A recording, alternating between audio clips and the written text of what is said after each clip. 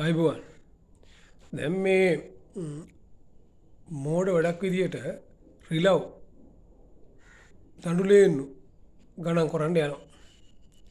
පත්‍රිකාවලට විතරක් 7 කෝටි 30 ලක්ෂයක් කිය. එතකොට 15 වෙනිදාට මේ නිලධාරීන්ට කීයක් ගෙවනවද? රජයේ වාහන කොච්චරක් වැය කරනවද?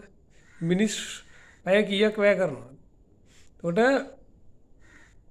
දැන් මේගොල්ලෝ කියන්නේ වගා හානි කරන සත්තු විතරලු ගන්න. එතකොට කොහොමද බෝඩ් එක තියෙන්නේ? දැන් කැලේ ඇතුළේ ඉන්න සත්තු මාරුවට එළියට එන්නේ නැද්ද? එදාට එන්නේ සත්තු කොහොමද? එහෙනම් මේ මෝඩ වැඩ ඒ කියන්නේ ගැලරිය චූන් කරන වැඩ. මේ කරන්නේ.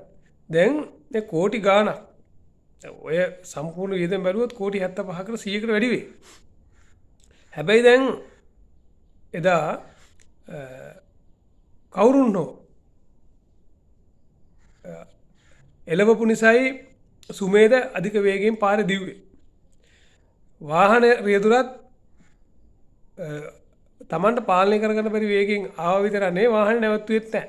ඒ වීඩියෝ එක මැදින් කට් කරලා තියෙනවා. කවුද ඒ කට් කරලා දැන් සම්පූර්ණ වීඩියෝ එක හොයාගන්න දෙන්න ඕනේ ඒ ගෙදරින්. මොකද ඒ කොහේ හරි කඩේ හරි තිබ්බ CCTV කැමරාවේ වීඩියෝ එක මගින් ගලවනවා. ගලවලා තමයි ඊට පස්සේ බට් කරන්නේ. මොකද වාහනේ නතර කරන්න නැතුව ඇදලා යනවා. වාහනේ නතර කරා නම් සතා ඇවිල්ලා ලොරියට ගහන්න ආවේ නෑනේ.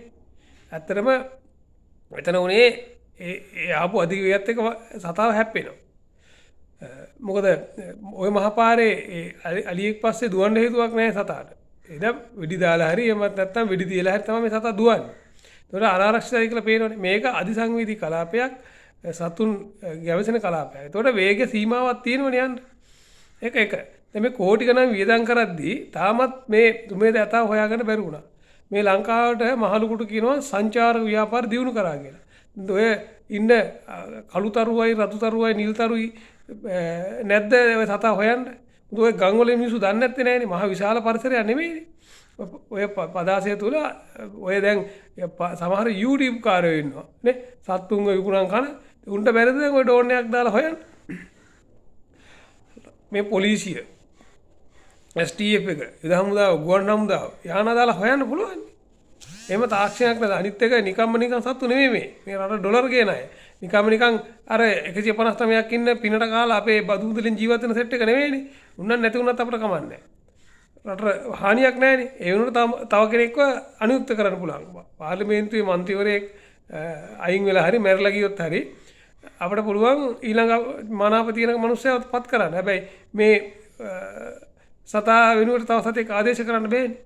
දවස් ගානේ මැරෙනවා. දැන් මේ ආණ්ඩුව සම්පූර්ණ මේවට වක් කියන්න ඕන. ඉතින් දැන් ඒ වෙලාවේ මේ මිනිස්සයා ඒ රියදුරා නතර වෙලා මැසේජ් එක දුන්නා නම් මේ වුණ සතාව හොයාගෙන. දැන් ගිහිලා පොලිසියෙන් අල්ල ගන්නකම් වනජීවීන් අල්ල ගන්නකම් කිව්වේ නැහැ. ඉතින් මේ පුද්ගලයන්ගේ පැහැදිලිවම රියදුරු බලපත්‍රය අහෝසි කරලා දාන්න ඕන.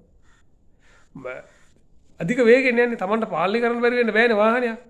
ඒතර පොලිසිය වනජීවීක ඒගොල්ලන්ගේ ඩියුටි යම් කිසි මට්ටමකට කරා.